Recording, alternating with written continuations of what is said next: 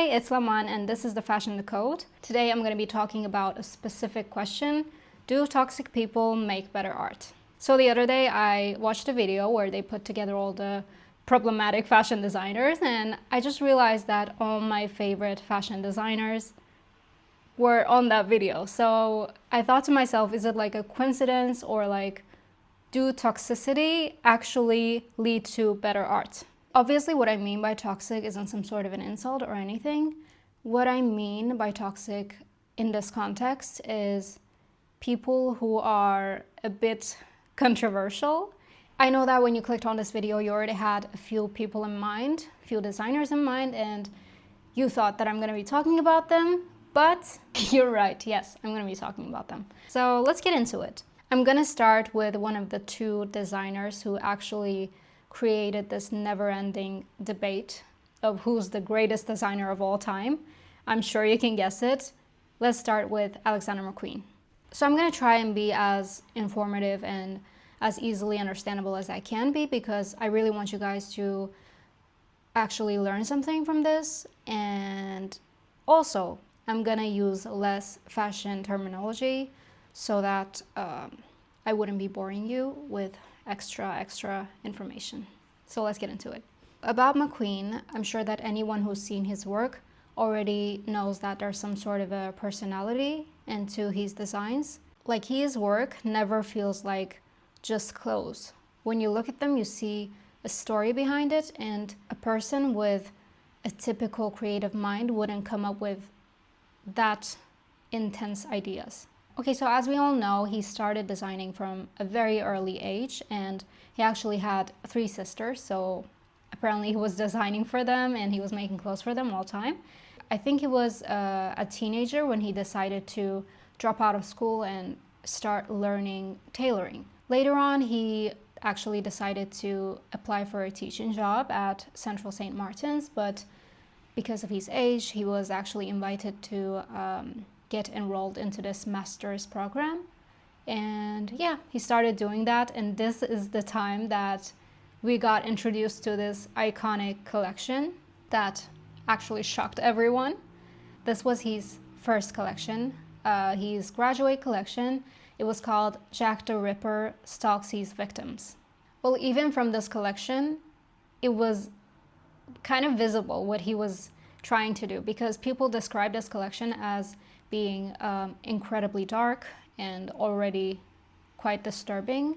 The thing that actually disturbs me about this collection is that he actually used locks of his own hair, and he put them in plastic bags and actually sewed them on some of the pieces, which is, to me, quite creepy. Like, I definitely wouldn't want to be the model wearing those things, because imagine you're wearing something and you see the lining and it has a lock of someone's hair. I would be like, no, I wouldn't want to wear that.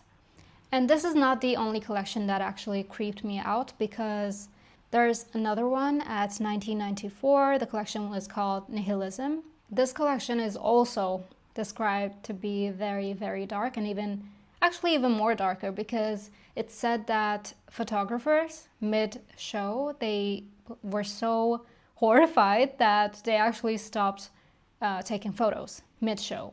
So I can imagine what they were thinking. He actually got a lot of criticism for that, and it said that the headlines were saying McQueen is the designer who hates women. And they could not have been more wrong, because later on we see how much he admires women and how much he wants to empower them. And later on he joined Givenchy as the creative director of the brand, and even then, because of his designs, people were not appreciating him, let's say. Even Mr. Givenchy called him a total disaster because of the design choices and because of how much he was changing the brand. Considering all the criticism that he got for being honest with his designs and actually creating something controversial and highly disturbing, he was still the creator of some of the most iconic fashion moments. And you know what, actually the best fashion moment in history, because he made the iconic robot Shalom Harlow number 13 dress. If you don't know what I'm talking about number 13 Finale. His 13th collection for his own label, Alexander McQueen. He actually created this white dress and made Shalom Harlow wear that dress. And he actually put her in between two robot hands. And he made this audience experience how fashion is actually created. Another show by him that actually changed the normalcy is the Voss collection. For this collection, he created a box and put the show inside of this box. He made models walk inside this box, and the fun part was that this box was made out of two-way mirrors, so the people outside, the audience, were able to see the models, but the fun part is that models who were actually wearing the looks were not seeing the audience. They were only seeing themselves in the mirror. The reason why this is so different is that, considering every single show, normally models are the ones that are not actually seeing themselves on the runway. But this time it was different. This time models were the ones who were experiencing the looks, and the audience were just there to watch, and that was all. And the thing is, these ideas did not just came out of nowhere. Personally, he went through a lot of things, abuse, pressure, addiction. So I feel like that is what made his work so intense and so emotional and actually incredibly expressive. And the thing is, it was not only his past and his pain, he was inspired by other people too. Like, for example, one of my favorite, actually my actual favorite collection by him, Horn of Plenty, was created by his sister's pain. Apparently his sister was experiencing domestic abuse. That actually explains his quote very well, that he said, "I want people to be afraid of the woman that I dress." And in this collection we see a lot of spikes and a lot of darkness, which to me is quite strong and also scary. So I think it's such a gift to actually express those emotions in a fashion, in an art form. Speaking of scary, speaking of horrifying, I think it's time for me to actually tell you the story of Salvador Dali and how this artist, this man, made me leave an exhibition as fast as I could. We all know that what I'm talking about is not only about fashion, and it is actually about all forms of art, and that's why I decided to include Dali too. So last summer I actually went to an exhibition in Prague. It was at the center of Prague, and it was about Salvador Dali's work. And I went there alone. Also, I should note that. I went there alone. I was so excited. I thought it would be fun. So I get inside, and first of all, the exhibition started with the couch, the Lips couch that he created. I was like, wow, it's cute, it's nice. Then I continued, and I hated it so much. I could not believe my eyes. I could not understand how a person, an artist, like, who would come up with such ideas? Like, I left that exhibition completely horrified. It was so bad. I'm not saying his work was bad. It was obviously incredible, but the thing is, his sketches and so on, they were so terrifying. They were so unhuman, like, in a way that, like, I'm sure no one else but him would actually think of such things.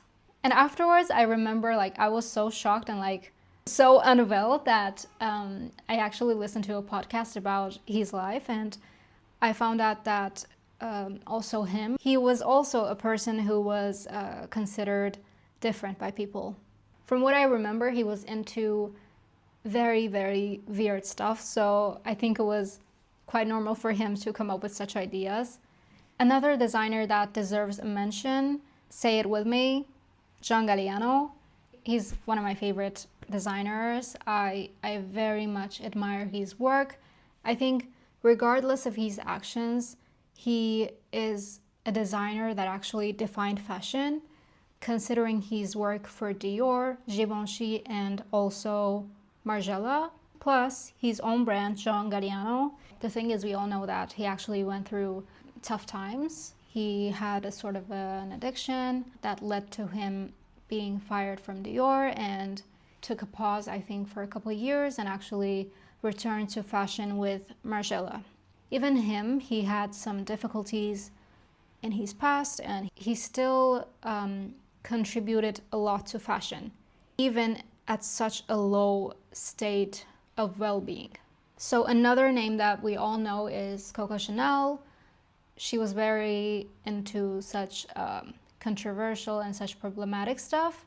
And even there's a rumor saying that at the time she was so jealous of Elsa Schiaparelli and they had this beef with each other that at one event she actually set Elsa's dress on fire. I don't know if it's true, but if it is, like, it is very, very problematic. Not gonna lie, it's a bit iconic, but obviously it's also incredibly problematic.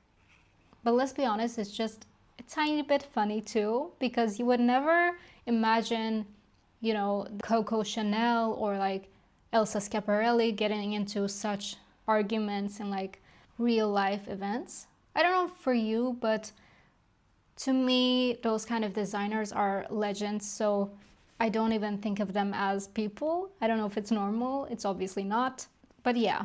And despite her beliefs and, let's say, very, very problematic behavior, she was still one of the designers that actually defined women's fashion.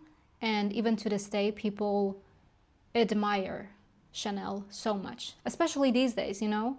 I think she was always rebellious, and even I heard another rumor that she actually had a beef with Christian Dior, because after the wartime, as you know, he created this new look that set women back, and Coco was totally against that. She was still, obviously, to this day, one of the designers that actually defined fashion. Okay, it's personal story time. Even myself as a fashion designer, I'm not saying that I'm toxic, obviously, but even myself, I got inspired a lot by the past. And for example, my second year collection throughout my university times was inspired by the period where I had to study computer science. I hated it, but I still had to go through that time. So I created a collection and called it Hello World. It was a collection about how I felt so trapped and how I constantly felt like I did not belong there. A few years later, I actually started doing something that I love, fashion design, and dedicated a collection to that year-long experience. The reason why I called it Hello World is that in programming, there are some languages that I don't even remember even one. I remember the first thing that you learn when you get into that language is to write Hello World. Or like it says Hello World to you, I don't remember. What I mean by that is that that specific memory led to me actually creating a collection on that. And it's not the only time. Also, for my Jack the Ripper Stalk Seeds victims, my graduate collection, which I called it The Void. I got inspired by the time when I was in school, and I have just switched schools, so it was so hard for me to get along with people. That led me to actually create a collection on that after like, how many years? Let me think. Found it 7 years later. I created a collection based on that. So I think maybe it's about getting your revenge by creating something meaningful for you from all those bad memories. Wow, that sounds good. I'm gonna repeat it. Maybe art is a way of getting your revenge by creating something meaningful from all those bad experiences. You know what? Actually, everyone has a story. It doesn't have to be necessarily a bad experience. Some people create from positive stories, fun experiences. Like, everyone has their own story. Also, there are people who are non-problematic, and yet there are very, very important people in fashion. Like, for example, everyone's favorite Jonathan Anderson. He's been in this fashion industry for so long, and I kind of feel like he has no haters. Like, his designs, his personality. I think he's such a calm person. And I feel like that is the reason why everyone admires his work, and also him. Sarah Burton, Louis Trotter, Matthew Blazy, Pieter Mulier, so many designers like Shamana Kamali, Pierpaolo Piccioli, so many designers. We've seen it so many times that they are attending each other's shows and they are even showing standing ovations. To be honest, we're living in a time where being sort of controversial is not accepted at all and not appreciated at all.